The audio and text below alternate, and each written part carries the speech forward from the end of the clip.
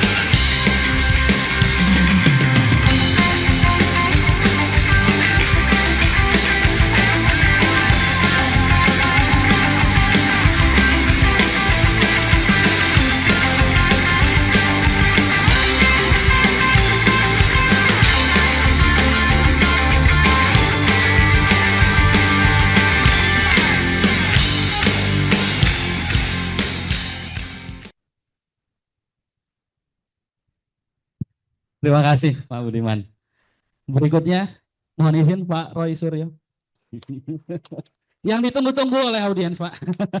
Mohon silakan. Maju. Terima kasih. Izin Pak Umam, izin Pak Sudah Said, izin Prof. Kevin, izin Pak Gidi, dan Pak Asdirman Said. Baik, pertama-tama terima kasih atas waktunya ya, karena tadi dikatakan buka baju ya, tadi saya nggak izin lagi, saya buka bajunya. Ya. Jadi kita di sini seolah-olah menjadi orang yang pura-pura tidak tahu apa-apa. Nah, itulah fufu fafa.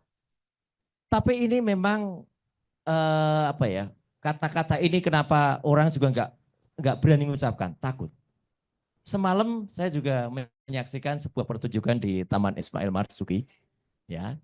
Aslinya saya nonton itu karena Inayah Wahid dan Bu Alia Jaya Suprana tadinya tuh mau memerankan Fung Fung dan Fang Fang.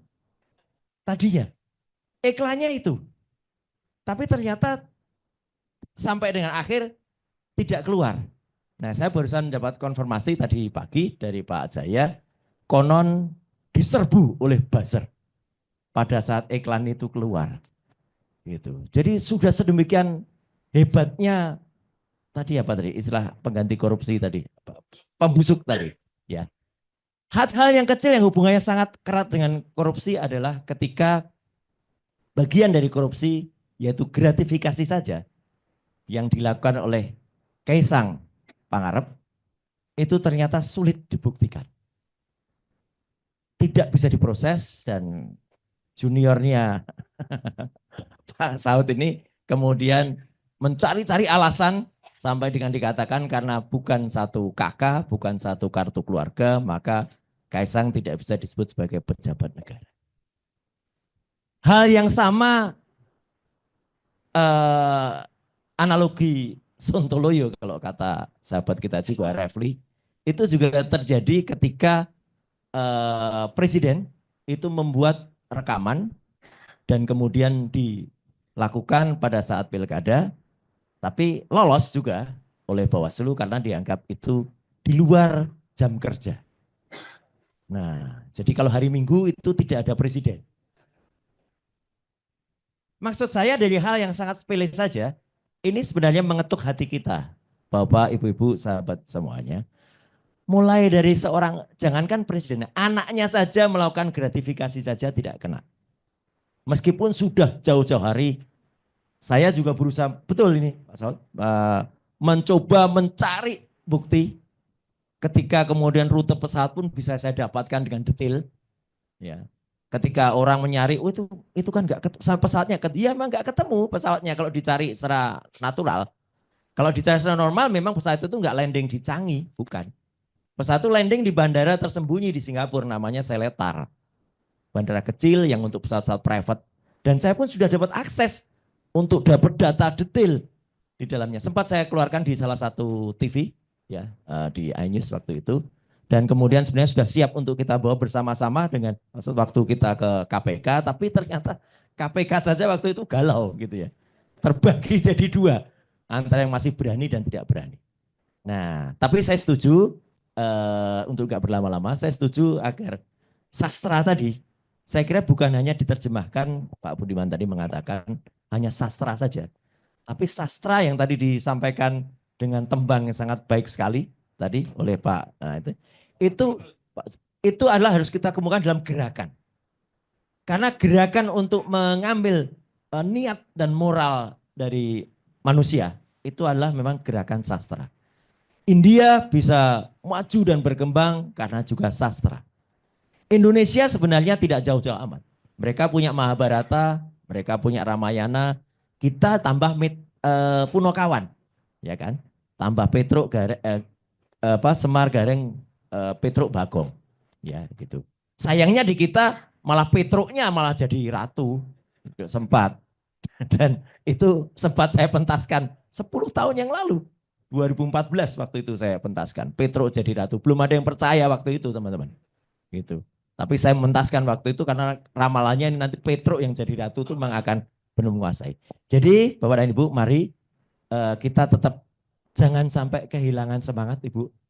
Ya gitu. Karena kita masih tetap punya semangat. Dan saya percaya Pak Budiman tadi semangat sastra itu, Pak Sudirman Said juga menyatakan itu adalah moral kita. Dan itu adalah gerakan kita untuk melakukan habluminanas. Gerakan antar kita. Bukan Antartika, tetapi antar kita. Ya, nggak usah jauh-jauh sampai ke Antartika. Tapi kita tetap mengenal apapun kepercayaan kita, apapun agama kita tetap terus berjuang dengan lindungan Tuhan Yang Maha Kuasa, Allah Subhanahu wa taala. Itu adalah habluminallah kita. Jadi mari kawan-kawan semuanya, para senior, kita berjuang. Dan saya pun jangan ada khawatirnya. Saya barusan kemarin juga dari Bali, ya, tapi acara yang lain, acara komunitas mobil tua, yaitu biar imbang saja ya. Kadang di sini teriak-teriak fufafa, di sana ternyata di sana sama, Bapak Basel. Begitu ketemu, Mas, mana fufafanya? Jadi saya juga menggunakan kaos ini juga gitu ya. Tapi lain-lain. Ada yang judulnya semalam saya pakai di tim itu adalah Fufufafa Aib Nasional. Hari ini kita pura-pura tidak tahu apa-apa. Ada juga yang bunyinya kaos adalah Fufafa itu adalah badut media. Bapak Ibu, saya jangan dimintain kaos ini. Ini bukan kaos buatan saya juga, Bapak. Tapi ada orang yang pinter ngasih saya kaos, ngirimin, dan kemudian ketika saya tampil ini nanti misalnya ada YouTube-nya gitu. Nanti dia komen di bawahnya, kalau pengen pakai kaos seperti Roy Suryo, hubungi saya. Nah, tapi itu pun saya kira oke juga untuk gerakan kita. Ya, jadi saya kira Bapak dan Ibu, jangan pernah lemah, jangan pernah lelah untuk berjuang. Meskipun kita sulit untuk katakanlah generasi emas 2045, kita akan menjadi generasi temas 2045, generasi lemas 2045, tapi kita kalau memaknainya dengan generasi gemas 2045, insya Allah kita tetap ada di jalan benar. Sekian, terima kasih. Assalamualaikum warahmatullahi wabarakatuh. Izin. Terima kasih yang terhormat Pak Didi, semua kawan-kawan saya yang ada di depan.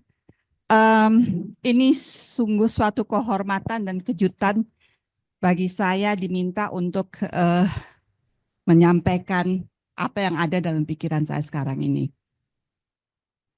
Terus terang saya sudah lelah mendengarkan apa yang telah disampaikan bapak-bapak ini. Sesungguhnya bukan sesuatu yang baru. Ini sesuatu yang sudah kita ketahui, sudah kita bicarakan, dan sudah kita berkali-kali mencoba untuk mengatasi. Tetapi sampai sekarang pun nampaknya belum berhasil. Sehingga timbul dalam benak saya, apakah apa yang telah kita lakukan selama ini adalah kurang tepat? Apakah jalan yang kita tempuh itu sesat, tidak benar? Pertanyaan itu semakin kuat muncul di dalam benak saya setelah tadi saya diingatkan oleh Mas Umam, siapa tadi yang bicara bahwa menurut CPI seluruh dunia kita memang di bawah 50. Berarti apa yang diperjuangkan TI selama ini di dunia itu ternyata masih belum cukup juga. Dan apa yang kita lakukan di Indonesia selama ini juga masih belum cukup juga. Selama ini memang pendekatan kita itu adalah institutional approach. Kita melakukan perbaikan kepada kelembagaan lembaga-lembaga kita. Tapi dalam 5 tahun ini kita lihat bagaimana cepatnya runtuhnya lembaga-lembaga yang telah kita bangun untuk menjaga demokrasi kita, untuk melindungi diri kita terhadap korupsi itu satu persatu ambrol. Satu persatu ambrol. So what is left? So what is left? What is left adalah kita-kita. Seperti yang dikatakan Mas Sukidi tadi, kita harus menjadi lentera. Tapi itu pun saya kira juga belum cukup.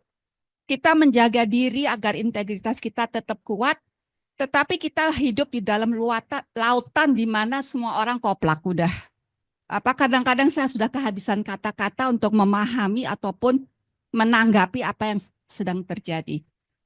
So, ternyata institutional reform itu tidak cukup kalau tidak dibarengi dengan aksi kita sendiri sebagai pribadi. Itu satu. And then yang kedua, akhir-akhir ini beberapa teman saya juga mengatakan bahwa maybe kita melihat approach korupsi, anti korupsi ini terlalu complicated. Sesungguhnya korupsi itu kan hal yang sederhana. Hal penyalahgunaan kekuasaan untuk kepentingan kita pribadi. It's not rocket science, bukan sesuatu yang sulit untuk difahami. Dan wujud paling nyata dari penyalahgunaan kekuasaan itu ada suap. Jadi Mas Amin akhir-akhir ini bicara di mana-mana, udahlah kita fokus saja pada suap. Kalau kita bisa mengatasi suap, itu sudah merupakan suatu kemajuan. Memang selama ini kita, itu yang satu, dua. Ketiga dan terakhir, selama ini kita memang selalu didonder oleh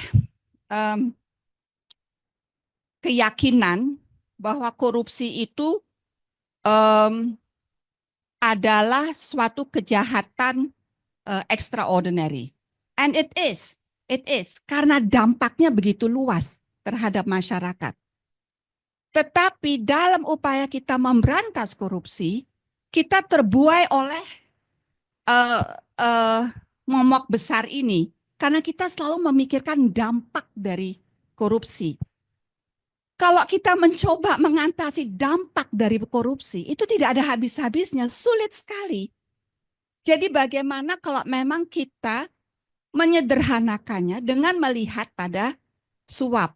Tapi beda dengan Mas Amin, saya nggak mau bahwa upaya kita untuk memperbaiki institusi itu kita kesampingkan. Itu harus tetap jalan. Tapi coba kalau untuk selanjutnya bagaimana kita menyederhanakannya saja dengan melihat pada bribery. Terakhir. Ini udah 3 ya, 4.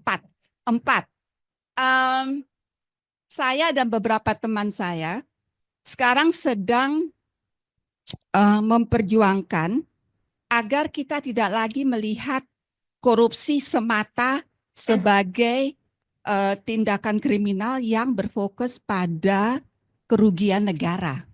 Itu yang tadi itu yang saya katakan.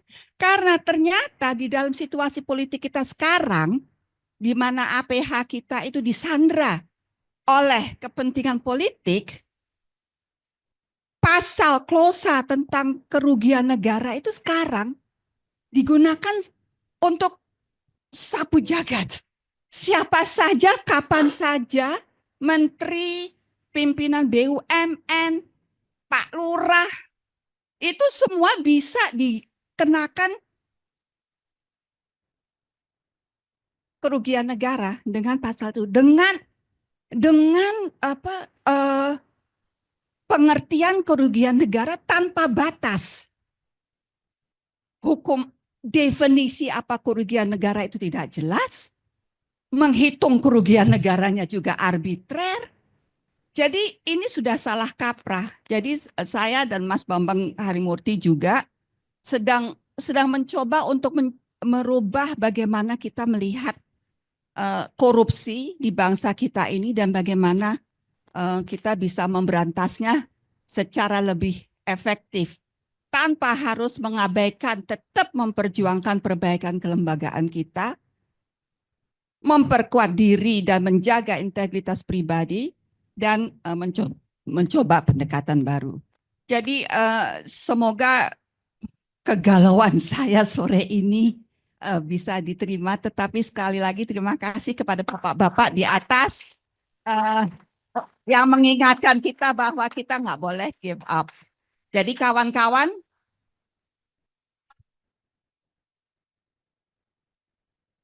Tepuk tangan untuk Bu Natalia.